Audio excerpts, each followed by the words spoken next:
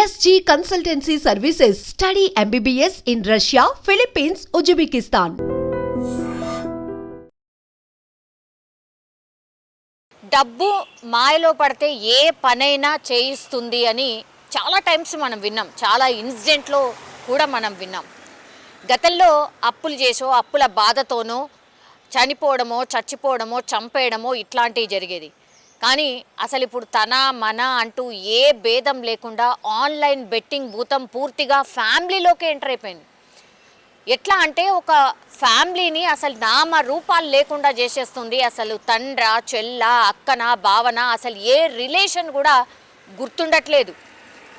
అంత భయంకరంగా ఈ ఆన్లైన్ బెట్టింగ్ భూతంలో చిక్కుకున్నటువంటి చాలామంది వాళ్ళు నాశనం అవుతున్నారు. అట్లాగే వాళ్ళ కుటుంబాలను కూడా నాశనం చేస్తున్నటువంటి పరిస్థితి. తాజాగా ఈరోజు గచ్చిబౌలిలో జరిగినటువంటి ఇన్సిడెంట్ ఎంత దారుణం అంటే కొడుకే తండ్రిని చంపేసిండు. ఎందుకు? ఇప్పుడు ఈ రవీందర్, ఈయన పేరు వచ్చేసి రవీందర్, వీళ్ళు వనపర్తికి సంబంధించిన జిల్లా వాసులు. అయితే బతకడానికని చెప్పి వాళ్ళు గచ్చిబౌలిలో కొన్ని ఇక వాచ్మ్యానో లేకపోతే కూలీ పనో ఇట్లాంటివి ఉంటాయి కదా, సో దానికోసమని అంటే ఉపాధి కోసమని గచ్చిబౌలిలో వచ్చి నివాసం ఉంటున్నారు. అట్లాగే ఇప్పుడు ఈ రవీందర్ ఎవరైతే ఉన్నాడో వాళ్ళ చదువు కోసం కూడా ఎంతో కొంత భూమి ఉంటే నీ చదువు చాలా ముఖ్యం, నీ ఫ్యూచర్ చాలా ముఖ్యం అనుకున్నారు. కాబట్టి ఆ భూమిని అమ్మేసి మొన్ననే రీసెంట్లీ ఒక 6 లక్షల రూపాయలు తీసుకొచ్చి నువ్వు చదువుకో, ఈ 6 లక్షల రూపాయలు నీ ఫీజు రూపంలో కట్టి చదువుకో, నువ్వు నీ భవిష్యత్తు బాగా ముఖ్యమని తండ్రి భావించి ఉన్న భూమిని కూడా అమ్మి కొడుకు చదువు కోసం తీసుకొచ్చి ఈ రవీందర్ కొడుకు చేతిలో పెట్టింది. తీరా అప్పటికే ఈ రవీందర్కి ఈ ఆన్లైన్ బెట్టింగ్కి సంబంధించిన అలవాటు ఉంది. పాపం తండ్రికి తెలియదు. తండ్రి పేరు వచ్చేసి హనుమంత్ నాయక్. ఆయనకు తెలియదు. ఏమనుకున్నాడు?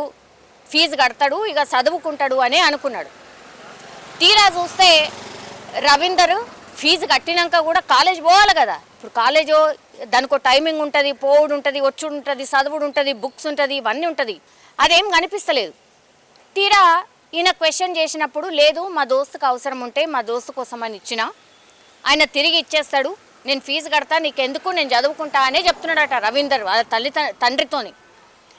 తీరా చూస్తే ఇన్ని రోజులు అవుతుంది, ఇంకా మీ దోస్తు ఇవ్వలేదా, ఈ 6 లక్షలు ఎవరికి ఇచ్చినావు, అసలు ఏం చేసినావు అని తండ్రి ఒత్తిడి స్టార్ట్ అయింది. ఇది జరిగి కూడా ఒక 1-2 మంత్స్ అవుతోంది. ఎంతకని మేనేజ్ చేస్తాడు? ఇప్పుడు ఆన్లైన్ బెట్టింగ్లో పెట్టిండు. ఆన్లైన్ బెట్టింగ్లో పెడితే ఏమవుతుందో మనందరికీ తెలిసిందే. ఆన్లైన్ బెట్టింగ్లో పెట్టకండ్రా బాబు, అవన్నీ కూడా ఫేక్.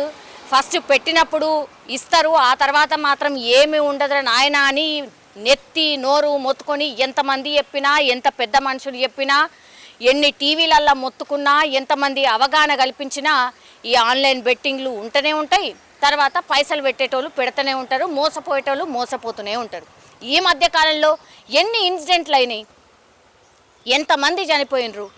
ఈ లోన్ యాప్స్ అనుకోండి, లేకపోతే ఆన్లైన్ బెట్టింగ్ యాప్స్ అనుకోండి, మొత్తం నాశనమే కుటుంబాలు. ఇక్కడ కూడా అదే జరిగింది. ఇప్పుడు ఏం చేసిండు రవీందర్? ఊకే వాళ్ళ తండ్రి ఎట్లా మాట్లాడతాడో మనకు తెలుసు కదా. ఇంట్లో 6 లక్షలు అంటే మామూలు విషయం కాదు. చదువు కోసమని ఉన్న భూమిని అమ్ముకొని నా కొడుకు బాగుపడతాడని చెప్పి చదువు కోసం భూమి అమ్మి పైసలు తెచ్చి చేతిలో పెడితే ఎవరికో దోస్తుకి ఇచ్చినా రేపిస్తాడు మాపిస్తాడని చెప్తే ఎంతకని నమ్ముతాడు తండ్రి? ఇక లాభం లేదనుకున్నాడు. ఆ ముచ్చట కూడా తెలియదు. రేపిస్తున్నాడు, ఇగో ఇక్కడికి ఇస్తా అని అన్నాడు, నువ్వు కూడా రా అని చెప్పి ఆ గచ్చిబౌలి అంటే కొంచెం నిర్మానుష్య ప్రాంతానికి తీసుకుపోయిండు తండ్రిని తీసుకుపోయిన తర్వాత గంతలు కట్టిండ్రు, కళ్ళకు గంతలు కట్టిండు. తెలవకుండా ఏడికి తీసుకుపోతున్నా ఏంది అని తెలవకుండా అనేది కూడా ఒక వర్షన్ వినిపిస్తోంది. తండ్రికి గంతలు కట్టి ఆ తర్వాత కత్తితోని మెడ దగ్గర పొడిచి చంపేసిండు. కన్న కొడుకు తండ్రిని పైసలు ఏవి, నేను ఇచ్చిన పైసలు ఎటుపోయినాయి అని అంటే అంత కర్కశంగా తండ్రినే చంపేసిండు. చంపేసిన తర్వాత ఏం చేస్తాడు? వాళ్ళ బంధువులకు ఫోన్ చేసి, తండ్రి ఇట్లా నాన్న ఇట్లా పొడుచుకొని చచ్చిపోయిండు, ఏందో తెలుస్తలేదు, నువ్వు రా అని అంటే ఆయన పోయి చూసిన తర్వాత అసలు ఎందుకు, ఏం రీజను, ఈయనకు డౌట్ వచ్చేసింది ఆ బంధువుకు కూడా. అసలు ఏమై ఉంటుంది, ఎందుకు చనిపోయి ఉంటాడు, ఏంది అని అంటే నాకెందుకో ఈ రవీందర్ మీదనే అనుమానం ఉంది అని ఆ పిలిచిన బంధువే పోలీసులకు కంప్లైంట్ చేయడం. తర్వాత పోలీసులు వచ్చి పూర్తి స్థాయిలో ఎంక్వైరీ చేసిన తర్వాత తేలింది ఏంది అని అంటే వాళ్ళ కొడుకే ఇగో ఈ చరిత్ర అంతా వెనకాలన్నది. ఆన్లైన్ బెట్టింగ్ల పైసలు ఓడగొట్టుకున్న తర్వాత తండ్రి ఊకే అడిగేసరికి ఏం చేయాలనో అర్థం కాక ఇగో చంపి ప్లాన్ చేసి ఇదంతా చేసిన తర్వాత మళ్ళా తండ్రి ఆత్మహత్య చేసుకున్నాడని నాకే ఫోన్ చేసిండు అని పోలీసులకు చెప్పినటువంటి పరిస్థితి. ఇంత దారుణంగా తయారైనరు కొడుకులు కూడా. సో పైసా ఏ పనైనా చేయిస్తుంది అనడానికి ఇంకో ఉదాహరణ ఇన్సిడెంట్ అనుకోవచ్చు. ఇంకోటి ఆన్లైన్ బెట్టింగ్లో ఇంకో ప్రాణం బలైపోయింది అనేదానికి నిదర్శనం ఇంకోటి. సరే ఈ న్యూస్తో అయినా మళ్ళీ ఆన్లైన్ బెట్టింగ్లను లేకపోతే లోన్ యాప్స్ ద్వారానో చనిపోయిన వాళ్ళు ఇక రాదు, ఈ న్యూసే రాదు అనుకుంటామా? లేదు, ఈ న్యూస్లు కంటిన్యూ అవుతూనే ఉంటాయి.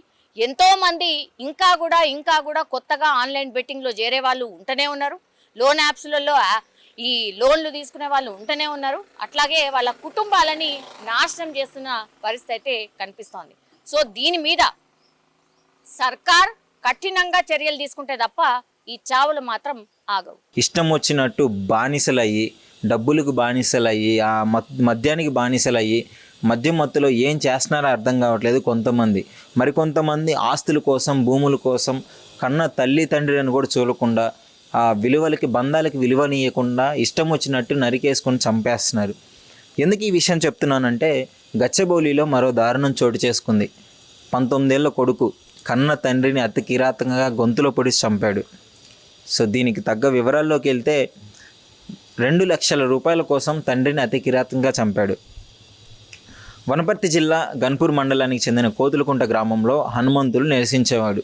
అక్కడ నుంచి వృత్తిరీత్యా ఏదో సంపాదించుకుందామని హైదరాబాద్కి అయితే రావడం జరిగింది. హైదరాబాద్ వచ్చిన తర్వాత అక్కడ భూమిని తాకట్టు పెట్టారు. ఒక 6 లక్షలకి భూమిని తాకట్టు పెట్టి ఆ డబ్బులు తెచ్చుకుంటే అందులో ఒక 2,50,000 మాత్రం కొడుకు అకౌంట్లో వేసాడు తండ్రి. వేయించుకున్న తర్వాత ఆ 4 లక్షలు అతని దగ్గరే ఉన్నాయి. ఎంతకేటికి ఆ 2 లక్షల రూపాయలు ఇవ్వకపోవడంతో తండ్రి మందలించడం జరిగింది. ఎక్కడికి పోయాయి 2 లక్షలు, ఏం చేసావని చెప్పేసి అంటే స్నేహితుడి దగ్గర ఉన్నాయని చెప్పేసి ఏదో కళ్ళబొల్లి మాటలు చెప్పుకుంటూ కొన్ని రోజులు తీసుకురావడం జరిగింది. అలాగే సాగించాడు. తర్వాత తండ్రి కొంచెం మందలించి గట్టిగా అడిగాడు. ఒక 2 దెబ్బలు వేసి ప్రయత్నం చేశాడు. 2 లక్షల రూపాయలు ఎలా మాయమయ్యాయి, నువ్వు ఎందుకు ఇచ్చావు, మన పరిస్థితి ఏంటి, మనం ఎలా ఉండాలి, ఇక్కడ ఊరు కానీ ఊరు వచ్చాము, మనం బతకాలి కదా అని చెప్పేసి మందలించినప్పుడు అది మనసులో పెట్టుకొని తండ్రిని ఎలా అయినా చంపాలని ప్లాన్ చేశాడు. యాక్చువల్లీ ఈ 2 లక్షలు అతను ఏం చేశాడో తెలుసా, బ్యాంకులో వేసుకొని ఇష్టం వచ్చినట్టు బెట్టింగ్లుగా డబ్బులు వేసుకొని 2,50,000 పోగొట్టాడు. బెట్టింగ్లకి ఎంత బానిసలు అవుతున్నారో చూడండి. గతంలో చాలా బెట్టింగ్ల మీద ఎన్నో కేసులు నడిచాయి. పెద్ద పెద్ద సెలబ్రిటీస్ కూడా జైలుకి వెళ్ళడం జరిగింది. అలాంటిది ఇంత అవేర్నెస్ తీసుకొస్తున్నా కానీ ఆ యువతలో అసలు మార్పు లేకుండా అయింది. చాలామంది ఇలాంటి బెట్టింగ్స్కి బానిసలైపోతున్నారు. అదే తరహాలో ఇతను కూడా బెట్టింగ్లకు డబ్బులు పెట్టేసి డబ్బులు పోగొట్టుకొని తండ్రికి ఏ సమాధానం చెప్పలేక ఇన్ని రోజులు కొనసాగిస్తూ వచ్చి ఈరోజు తండ్రి గట్టిగా అడిగేలోపు ఒక నిర్మానుష్యమైన ప్రదేశానికి వెళ్ళి అక్కడికి తండ్రి సర్ప్రైజ్ ఉంది, మా ఫ్రెండ్ ఇస్తా అన్నాడు, మా ఫ్రెండ్ వస్తున్నాడు అని చెప్పేసి 2 గంటల సేపు వెయిట్ చేయించాడు. ఆ 2 గంటల సేపు వెయిట్ చేసిన తర్వాత అప్పటికి ఎలా చంపాలి ఏంటి అని చెప్పేసి ప్లాన్ వేస్తూనే ఉన్నాడు కొడుకు. అర్థం చేసుకోండి, అంటే ఒక్క సెకండ్ అన్న ఆలోచించలేదు తండ్రిని బతికించుకుందాం. తండ్రి ఏం చేస్తాడండి, 2,50,000 పోగొట్టుకుంటే కొడుకుని పోగొట్టుకోడు కదా, ఒక 2 దెబ్బలు వేస్తాడు, నా కొడుకే కదా అని దగ్గరికి తీసుకుంటాడు, 2 లక్షలు మర్చిపోతాడు. కానీ సమాధానం చెప్పే ప్రయత్నం కూడా చేయలేదు. అట్లీస్ట్ నేను ఇట్లా ఆడాను నాన్న, ఇట్లా పోగొట్టుకున్నాను, నన్ను క్షమించు అని ఒక్క మాట అడగలేకపోయాడు. అంత ఈగో అడ్డొచ్చింది.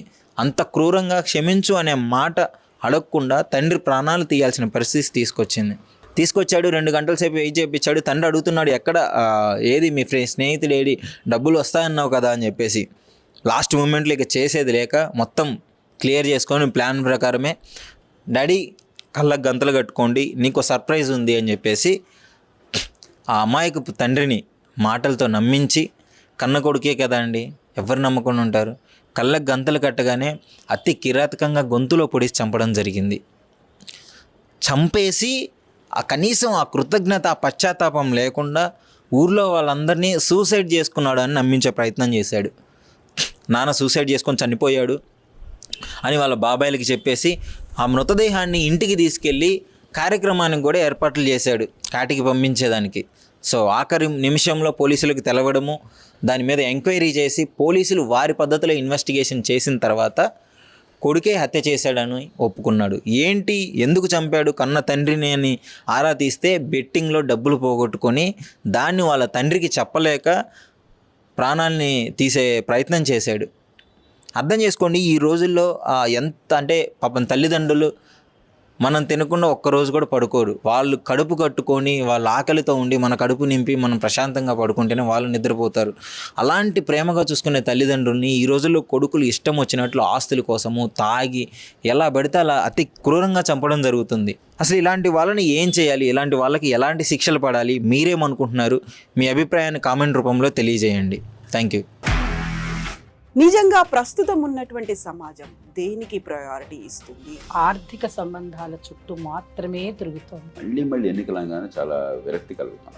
మంచి అనిపిస్తుంది కదా, లేడీస్ కూడా ఛాలెంజింగ్ జాబ్స్ చేసినప్పుడు చాలా బాగుంటది. ట్రాఫిక్ అసిస్టెంట్స్ గా నియమించిన ట్రాన్స్జెండర్స్ అందరితో సాల్యూట్ చేయించుకుంటున్నారు. ఫుడ్ డెలివరీ ఇవ్వటానికి వెళ్ళినటువంటి డెలివరీ బాయ్ అనిల్ పై కళ్ళ ముందు పెళ్ళండి